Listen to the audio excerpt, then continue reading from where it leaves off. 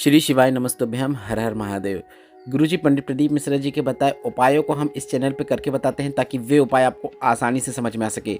2023 में हमने कई उपाय आपको करके बताए हैं। उसी में से अगर आपने कोई उपाय अभी तक नहीं कर पाए हैं तो कुछ विशेष उपाय जो कि गुरुजी ने 2023 की कथाओं में बताए हैं, वे उपाय हम आपको इस वीडियो के माध्यम से करके बताने वाले हैं। वीडियो उपयोगी है, सभी उपाय आप कभी भी किसी भी दिन कर सकते हैं, इसलिए वीडियो को अंत तक देखें ताकि कोई भी उपयोगी जानकारी आपसे ना छूटे। आप चाहें तो यह उपाय आप 3 जनवरी को भी कर सकते हैं, 4 जनवरी को भी कर सकते हैं, 5 जनवरी को भी कर सकते हैं। सबसे पहले मैं आपको बता दूं, गुरुजी की अगली कथा जो है वह 4 जनवरी से 10 जनवरी 2024 तक भटिंडा पंजाब में होने वाली है, जिसका एड्रेस हम कल के वीडियो में आपको बता देंगे। इस वीडियो में हम लगभग आपको 5 से अधिक उपाय बताने वाले हैं जो कि काफ़ी कारगर, मनोकामना पूर्ति, रोग मुक्ति और आपकी इच्छा पूर्ति या फिर शीघ्र विवाह जैसे उपाय शामिल हैं। सभी उपाय सभी के लिए उपयोगी है, इसलिए वीडियो को आप अंत तक जरूर देखिएगा। सबसे पहले गुरुजी ने कहा है कि आप 2024 की शुरुआत करना चाहते हैं तो आप एक कलश जल शिवलिंग पर जाकर अर्पित करना शुरू करें। आप रोज़ जा सकते हैं। आप अगर रोज़ नहीं जा सकते हैं तो आप प्रत्येक सोमवार को जा सकते हैं। अगर आप प्रत्येक सोमवार को भी नहीं जा सकते हैं तो आप प्रत्येक माह में जो 2 प्रदोष आती हैं उसमें जा सकते हैं। अगर आप प्रत्येक माह में आने वाली 2 प्रदोष में भी नहीं जा सकते हैं तो प्रत्येक माह में जो एक मासिक शिवरात्रि आती है तो उस दिन आप मंदिर जरूर जाएं और शिवलिंग पर जल जरूर अर्पित करें। आप भोलेनाथ के मंदिर में जाकर एक गोल बाती का घी का दीपक भी जरूर प्रज्वलित करें। गोल बाती का घी का दीपक जो भोलेनाथ के मंदिर में प्रज्वलित करता है, भोलेनाथ के मंदिर में जो रोशनी करता है, भोलेनाथ उसके जीवन में कभी भी अंधेरा नहीं रहने देते हैं। तो आपको भोलेनाथ के मंदिर में जाकर जल अर्पित करना है और आपको गोल बाती का दीपक प्रज्वलित करना है। कोई भी उपाय करते समय या पूजन करते समय आप श्री शिवाय नमस्तुभ्यम या फिर नमः शिवाय या फिर ओम नमः शिवाय मंत्र का भी उच्चारण कर सकते हैं। जो भी आपको याद है वह आप बोल सकते हैं। इसके साथ ही आप भोलेनाथ के मंदिर जा रहे हैं तो आपको पीला चंदन का उपयोग करते हुए शिवलिंग पर त्रिपुंड बनाना है।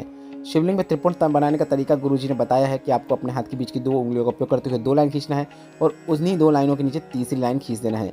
आप वीडियो के माध्यम से भी देखकर समझ सकते हैं कि त्रिपुंड आपको किस प्रकार बनाना होता है। शिवलिंग में त्रिपुंड बनाने वाले को भगवान कभी भी गड्ढे में नहीं जाने देते हैं, वह हमेशा उन्नति ही करता चला जाता है।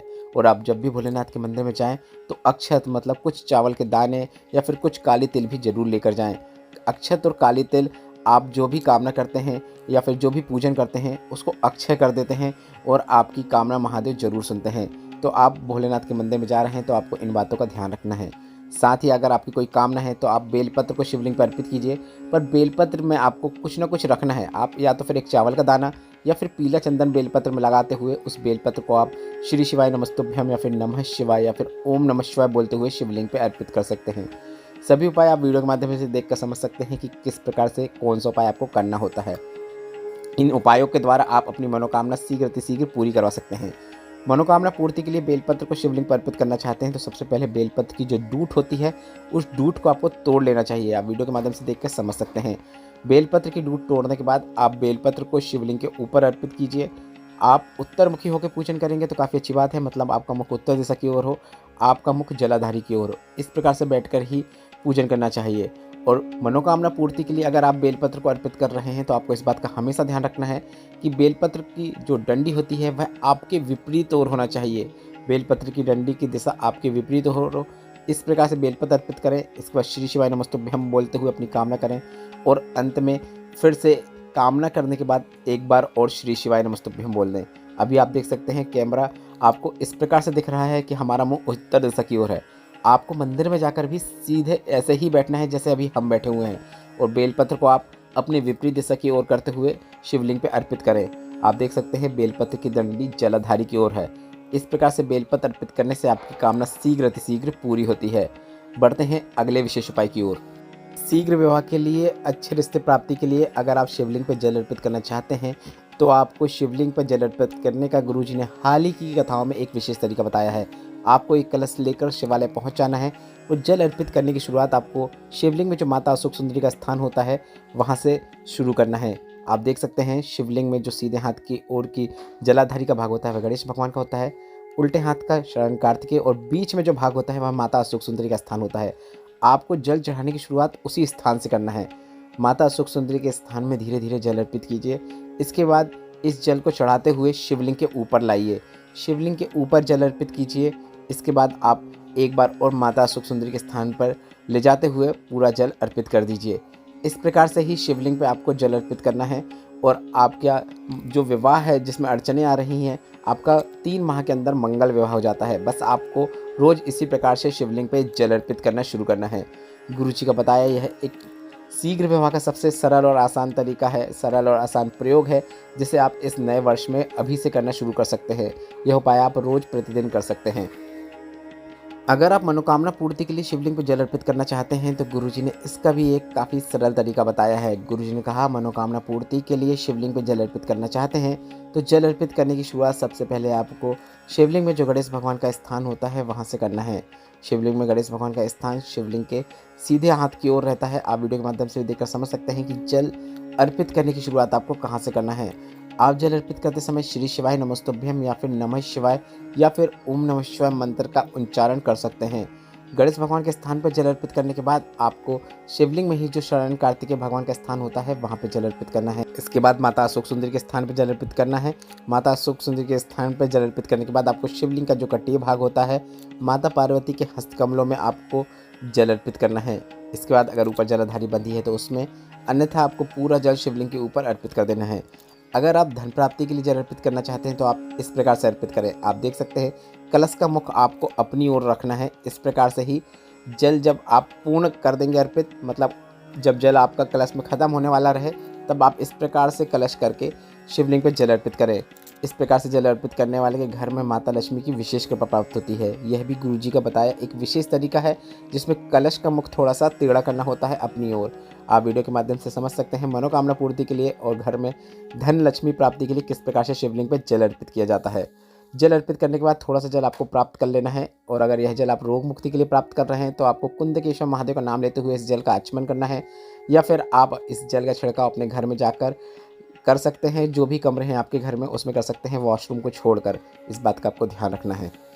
हाल ही में पूर्ण हुई शिव महापुराण कथा में गुरुजी ने कहा है कि आपको जल चढ़ाने के पहले और जल चढ़ाने के बाद जो नंदी भगवान का सीधा पाँव होता है, मतलब जो उठा हुआ पाँव होता है, उसके पास बैठकर नंदी भगवान के दर्शन करना है। आप देख सकते हैं माता जी बैठकर भोलेनाथ की शिवलिंग के दर्शन कर रही हैं। इसी प्रकार से आपको भी बैठकर दर्शन करना है। इसके बाद जल चढ़ाने जाना है और बाद में वापस आकर नंदी के पास बैठकर भोलेनाथ के दर्शन करना है। इस प्रकार से की गई कामना भोलेनाथ शीघ्र पूरी करते हैं। गुरुजी का हाल ही की कथाओं में बताया यह बिल्कुल नया और विशेष उपाय है जिसे आप अपनी किसी भी कामना के लिए कर सकते हैं। अब अंत में हम आपको वे 2 विशेष उपाय बता देते हैं जिसे आप अपनी कामना के लिए कर सकते हैं। जो भी मन में इच्छा है उसके लिए कर सकते हैं, व्यापार वृद्धि के लिए कर सकते हैं, शीघ्र विवाह के लिए कर सकते हैं, नौकरी प्राप्ति के लिए कर सकते हैं। मतलब आपके मन में जिस प्रकार की भी कामना है, मनोकामना है, उसके लिए आप यह विशेष उपाय कर सकते हैं। गुरुजी ने बताया है शिवलिंग में 2 विशेष स्थान होते हैं जिनमें आप अगर हाथ का स्पर्श मात्र कर देते हैं तो आपकी जो भी कामना है वह शीघ्र पूरी हो जाती है। अब शिवलिंग पे 2 विशेष स्थान वे कौन कौन से हैं हम आपको वीडियो के माध्यम से भी समझा देते हैं ताकि आपको वीडियो में देखकर समझने में आसानी हो। पहला स्थान होता है माता अशोक सुंदरी के स्थान से शिवलिंग के बीच का जो खाली स्थान होता है वह अष्टसिद्धियाँ, नवनिधियाँ, 64 योगिनियों का स्थान होता है, जहाँ पर अगर आप श्री शिवाय नमस्तुभ्यम बोलते हुए स्पर्श करते हैं, आप वीडियो के माध्यम से देखकर समझ सकते हैं कहाँ पर आपको स्पर्श करना है। स्पर्श करते हुए आप अगर अपनी कामना बोल देते हैं तो भोलेनाथ वह कामना शीघ्र सुन लेते हैं और शीघ्र पूरी कर देते हैं। दूसरा स्थान है जलाधारी से जल जहाँ से नीचे गिरता है। आप वीडियो के माध्यम से देखकर समझ सकते हैं जलाधारी से जल जहाँ से नीचे गिरता है आपको उस स्थान पर स्पर्श करना है और आपको 3 बार स्पर्श करना है। और 3 बार स्पर्श करने के बाद आप अपनी कामना बोलिए और उस हाथ को आप अपने नैनों में फेरते हुए मस्तक में फेर लीजिए। बस इतना ही करना होता है। यह उपाय वे उपाय हैं जिन्हें करने के लिए आपको कोई भी सामग्री की आवश्यकता नहीं होती है और इन उपायों को करने का कोई विशेष दिन भी नहीं होता है। यह उपाय आप जब भी शिवालय जाएं, जब भी शिव मंदिर जाएं तब कर सकते हैं।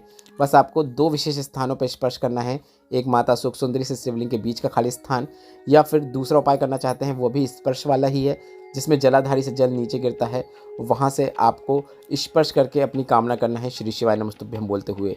बस इतना ही करता है। इस वीडियो में हमने आपको अधिकतर वे उपाय बताए हैं जो कि गुरुजी ने इस 2023 की कथाओं में बताए हैं और हमने सिर्फ सरल उपाय आप तक पहुंचाए हैं ताकि कोई कठिन उपाय करने में आप पीछे न हट जाते हैं, आप वे उपाय कर नहीं पाते हैं। इसलिए ये सरल उपाय आप इस 2024 में पहले दिन से ही करना शुरू कर सकते हैं और कल भी कर सकते हैं, परसों भी कर सकते हैं, जब आपका मन हो तब कर सकते हैं।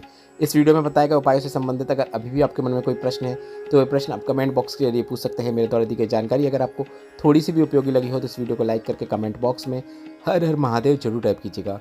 श्री शिवाय नमस्तुभ्यम। हर हर महादेव।